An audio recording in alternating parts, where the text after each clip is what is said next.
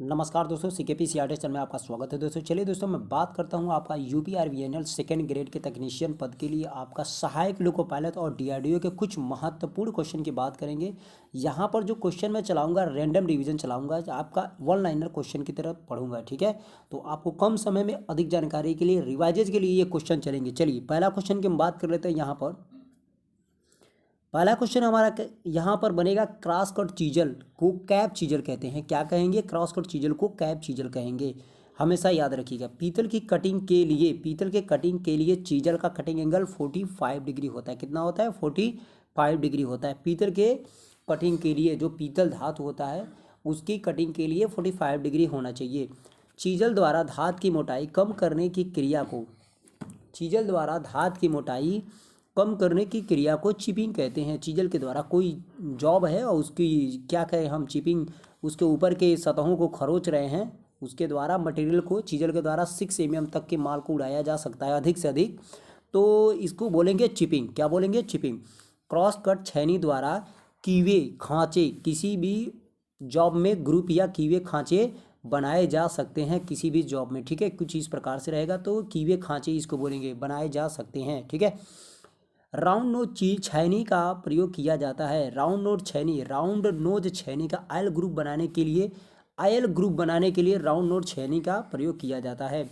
Chipping करते समय प्रयोग है, चिपिंग स्क्रीन व गॉगल्स का प्रयोग करना चाहिए कि भाई आँख पे इंजरी एक्सीडेंट होने की कम चांसेस रहे। अगला तो बनता है, फ्लैट छैनी का कटिंग एज ग्राइंड होता है तो कन्वेक्स शक्ल में होता है। कुछ इस प्रकार के शक्ल में आगे से होता है कि छैनी का प्रयोग नहीं करना चाहिए। तो मशरूम हेड, मशरूम कहे तो कुछ इस प्रकार के छैनी का मशरूम निकला रहे तो नहीं करना चाहिए, कि इससे क्या होगा, टूट के आपको एक्सीडेंट इंजरी का चांसेस बनाएगा। स्क्रैपर का प्रयोग किया जाता है उभरे स्थानों पे, हाई स्पॉट के लिए स्क्रैपर का प्रयोग किया जाता है। अब स्क्रैपर कई टाइप में होते हैं, तो स्क्रैपर कुछ इस प्रकार से होते हैं। खरोचने के लिए, स्मूथ करने के लिए, हाई स्पॉट के लिए हम स्क्रैपर का प्रयोग करते हैं, ठीक है। तो ये चीज़ यहाँ पे ध्यान देना है। आगे है बियरिंग की सतह की स्क्रैपिंग के लिए हम हाफ राउंड स्क्रैपर का प्रयोग करते हैं। वो कैसा रहेगा? ये इस प्रकार से रहेगा, हाफ राउंड स्क्रैपर का हम प्रयोग करेंगे। Hot chisel high carbon steel की बनाई जाती है, हार्ड एंड टेम्पर नहीं होती है। High carbon, hot chisel high carbon steel से बनाई जाती है तथा इसमें हार्ड एंड टेम्पर नहीं होती है। ये ध्यान देने वाली बातें हैं, ठीक है, क्योंकि वो खुद फोर्जिंग में वर्कशॉप में यूज किया जाता है, खुद फोर्जिंग वर्कशॉप में यूज किया जाता है। राउंड नोज चीजल का प्रयोग किया जाता है तो आयल ग्रुप बनाने के लिए। राउंड नोज आयल ग्रुप, दोबारा क्वेश्चन रिपीटेड है। फ्लैट चीजल का कटिंग एज किस किस शक्ल में ग्राइंड किया रहता है? फ्लैट चीजल का कटिंग एज, फ्लैट चीजल का कन्वेक्स रहता है आपका, ये रिपीटेड क्वेश्चन है, ठीक है। टूइंग करने के लिए टूल प्रयुक्त होता है तो स्क्रैपर होता है। क्या? स्क्रैपर। टूइंग के लिए आपका स्क्रैपर टूल प्रयुक्त होता है। टेलीस्कोप गेज किस काम के आते हैं? टेलीस्कोप गेज, जो टेलीस्कोप गेज है तो बड़े सुराख को नापने के लिए हम टी छर्काकार होता है, उसको हम टेलीस्कोप गेज का इसमें डालकर प्रयोग करते हैं बड़े सुराख का आंतरिक व्यास के जांचने के लिए, इंटरनल व्यास को जांचने के लिए, ठीक है। किस गेज द्वारा ड्रिल का साइज ज्ञात किया जाता है? तो ड्रिल गेज के द्वारा होता कैसे है? कुछ इस प्रकार के होता है वह ड्रिल गेज साइज, इसके होल पर साइज नंबर लिखे होते हैं, साइज नंबर लिखे होते हैं। तो ये ऐसे गेजों को हम पता कर लेते हैं। इसमें क्या कर किसी भी ड्रिल का, इसके ड्रिल के ऊपर वाले टैंक वाले भाग को इसमें डालेंगे और साइज पता कर लेंगे, इससे पता आसानी से हो जाता है। अगला है, एक ड्रिल का कोण किस गेज द्वारा मापते हैं? तो एक ड्रिल का तो एंगल गेज के द्वारा मापते हैं, ठीक है। किस गेज द्वारा काटखंड की आंतरिक व बाहरी त्रिज्या मापी जाती है? किस गेज द्वारा आंतरिक और बाहरी त्रिज्या की बात कर रहा है तो रेडियस तथा फिलेट गेज, इसका दो नाम है, रेडियस तथा फिलेट गेज हो जाएगा। स्क्रू थ्रेड का पिच किस गेज द्वारा मापते हैं? तो स्क्रू थ्रेड का, स्क्रू थ्रेड जो होता है, कोई स्क्रू है उस पर थ्रेड कटा है तो उसका जो थ्रेड है वो किससे नापते हैं? तो यहाँ बात करेंगे स्क्रू पिच गेज से। अब होता क्या है भाई, स्क्रू पिच गेज कुछ इस प्रकार से होता है, या इसके दांतों को जांचने का कार्य करता है, स्क्रू पिच गेज से मापते हैं। साइन बार का प्रयोग करते समय कौन सा गेज प्रयोग करते हैं साइन बार के लिए? Slip gauge. इसको जानसन गेज के नाम से भी जाना जाता है। स्टील का एकदम स्मूथ बनाई जाती है, क्रोमियम स्टील CR का भी नाम दिया जाता है इसको, ठीक है, क्रोमियम। और ये फ्लैट होते हैं, चपटे में होते हैं और रिंगिंग विधि से एक दूसरे के ऊपर क्या होता है कि सटते जाते हैं, सटते जाते हैं, सटते जाते हैं, ठीक है। साइन बार ध्यान दीजिएगा कि 1 डिग्री तक जॉब को जांचने के 1 मिनट में 1 मिनट में जॉब को जांचने का कार्य करता है, ठीक। 1 मिनट में जॉब को जांचने का भी कार्य कर सकता है साइन बार, ध्यान दीजिएगा।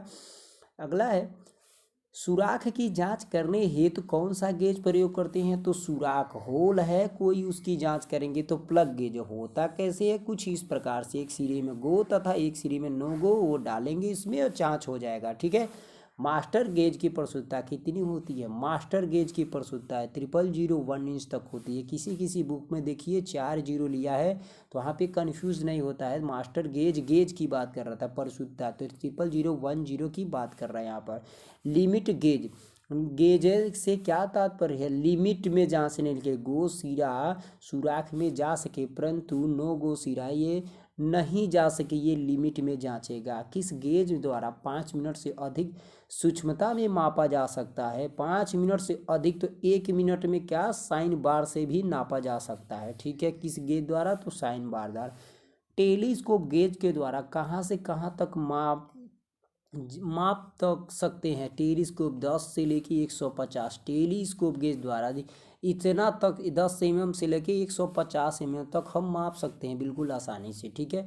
अगला यहाँ पर स्मॉल होल गेज द्वारा अधिकतम कहाँ तक मापा जा सकता है? तो 12.7 mm तक मापा जा सकता है। स्मॉल होल गेज है ये, इतना तक माप सकते हैं। कौन सा गेज द्वारा 2 मैटिंग पार्टों के गैप को मापता है? तो फीलर गेज होती है। अब होता कैसी है कि होल्डर में कई सारे पत्तियां लगाई जाती हैं, इसको फीलर गेज का नाम दिया जाता है। एक होल्डर यहाँ लगा देंगे और ये पत्तियां रहती हैं, इस पर साइज लिखा रहता है, स्टील की बनाई जाती हैं, ठीक है। 2 से 3 mm की मोटी में ये पत्तियां पाई जाती हैं, ये ध्यान देना है, ठीक है।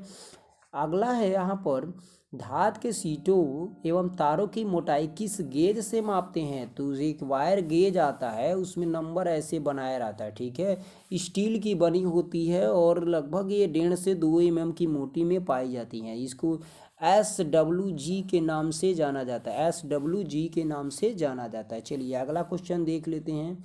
अगला क्वेश्चन क्या कह रहा है हमारा? अगला क्वेश्चन है, गेज किस धातु का बना होता है? तो टूल स्टील का अधिकतर बनता है। गेज क्या है? टूल स्टील का, मिश्रण धातु का हमेशा बनाया जाता है। स्टील में क्या होता है? तो भैया लोहा Fe तथा C होता है, कार्बन होता है, ये ध्यान दीजिएगा, Fe तथा कार्बन होता है। वह गेज जिससे चौड़ाई, मोटाई, लंबाई तथा बाहरी व्यास मापा जाता है, स्नैप गेज उसको बोलते हैं। वह गेज जिससे चौड़ाई, मोटाई, लंबाई तथा बाहरी व्यास मापा जाता है, स्नैप गेज का नाम कैलिपर गेज भी कहते हैं, इसको कैलिपर गेज भी कहेंगे, ये ध्यान देना। इस तरह का मुंह होता है स्नैप गेज वाले में, इस तरह का, ठीक है, इस तरह का मुंह होता है स्नैप गेज वाले में, ध्यान देना है, ठीक है।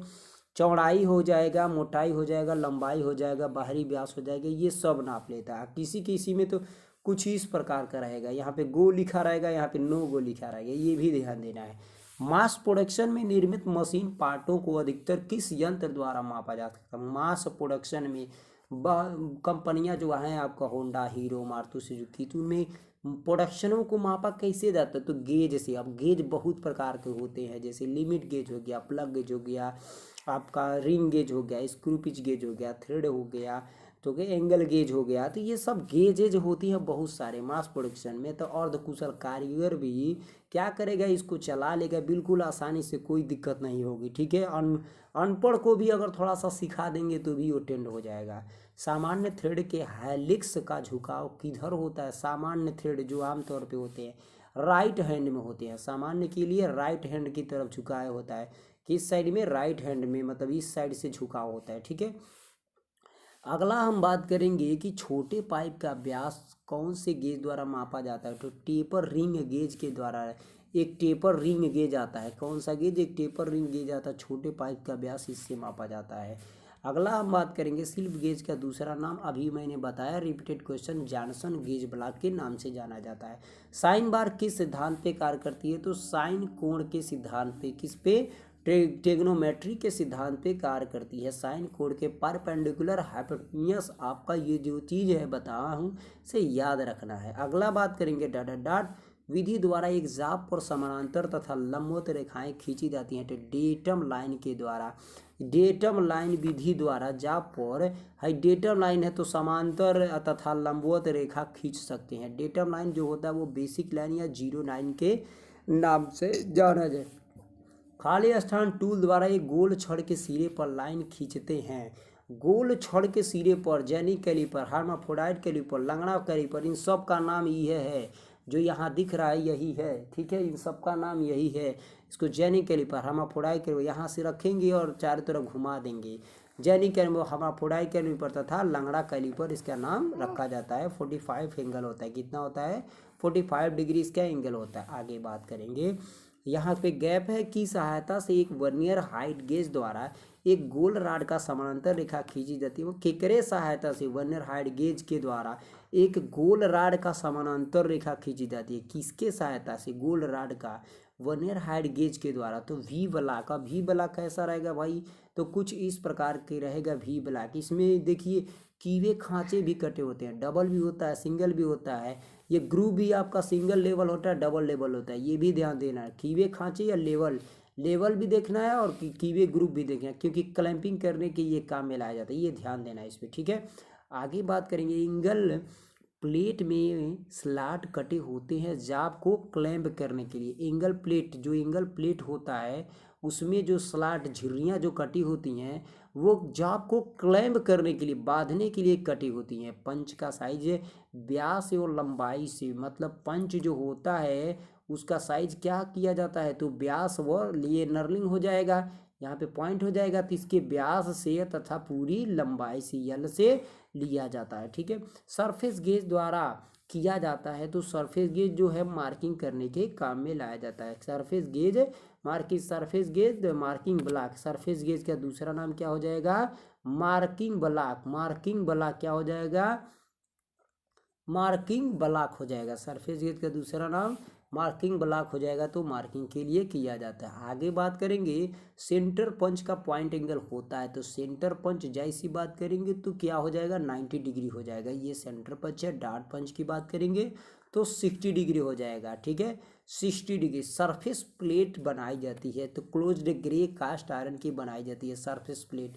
ग्रेनाइट का भी बनाया जाता है, ग्लास का भी बनाया जाता है, क्लोज ग्रे कास्ट आयरन की भी बनाई जाती है। ध्यान दीजिएगा, अधिकतम यही क्वेश्चन पूछता है, रिपीटेड क्वेश्चन है। सरफेस प्लेट की शुद्धता प्रति हाई स्पॉट में मापी जाती है, तो प्रति वर्ग सेमी में मापी जाती है, प्रति वर्ग सेमी में मापी जाती है। ये ऐसे नापा जाता है, एक वर्ग स्क्वायर में नापा जाता है सरफेस प्लेट की परिशुद्धता। आगे हम बात कर लेते हैं, स्क्राइबर का पॉइंट एंगल या कोण पर ग्राइंड किया रहता है, तो 12 से 15 डिग्री जो स्क्राइबर का पॉइंट एंगल है, जो नुकीला भाग, वो कितना पर होता है? 12 डिग्री से 15 डिग्री पर ग्राइंडर किया रहता है। आगे सरफेस गेज को स्क्राइबिंग ब्लॉक के नाम से जानते हैं। सरफेस गेज जो होता है वो स्क्राइबिंग ब्लॉक के नाम से जाना जाता है। सरफेस गेज मार्किंग ब्लॉक या स्क्राइबिंग ब्लॉक के नाम से, स्क्राइबर उसमें लगाया जाता है, तो जाहिर सी बात है स्क्राइबिंग ब्लॉक के नाम से जान लेंगे। प्रिक पंच का पॉइंट कोण के कोण पर ग्राइंडिंग होता है, तो प्रिक पंच जो होता है बहुत पतली, फाइन मार्किंग के लिए प्रिक पंच का उपयोग करते हैं, वो होता है उसका एंगल 30 डिग्री, ठीक है। फाइन मार्किंग के लिए रूल किस प्रकार का यंत्र होता है? तो लंबाई, स्टील रूल भाई, लंबाई मापने का है, बात खत्म, सीधे डायरेक्ट माप लेने का कार्य करता है, ये स्टील रूल आपका होता है, ठीक है। आगे साधारण कैलिपर किस धातु के बनाए जाते हैं? तो माइल्ड स्टील की, किसके? माइल्ड स्टील के साधारण कैलिपर की बात करेंगे। अगर वही थोड़ा सा टफ कोई घुस के पूछेगा तो बोल देंगे कि जो कैलिपर होता है वो हाई कार्बन का बना होता है, तो कार्बाइड टिप्स नहीं करेंगे।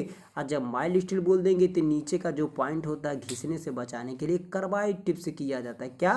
कार्बाइड टिप्स किया जाता है, ठीक है। आगे बात कर लेते हैं, यहाँ पर स्टील रूल किस धातु के बने होते हैं? स्टील रूल तो स्टेनलेस स्टील, इस मिश्रण है ये स्टेनलेस स्टील, इसके बनाए जाते हैं, ठीक है।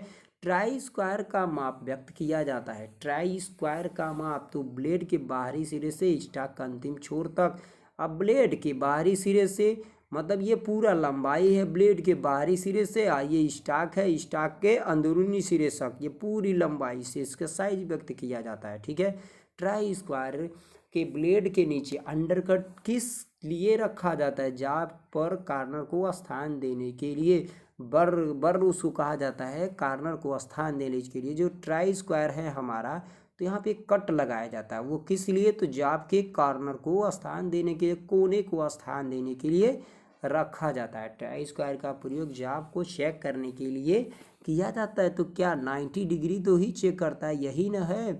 तो यहाँ पर जो भी जाब रखेंगे 90 चेक करेगा, जो एंगल बनेगा ना आपका 90 डिग्री बनेगा। ठीक है, ट्राई स्क्वायर का प्रयोग करते हैं दर्जी, बढ़ई, मिस्त्री, ये सारे लोग करते हैं। देखिए दर्जी, बढ़ई, मिस्त्रियों के पास जो ट्राई स्क्वायर होता है एल स्क्वायर जैसा होता है, बहुत ही लंबा होता है। क्या होता है?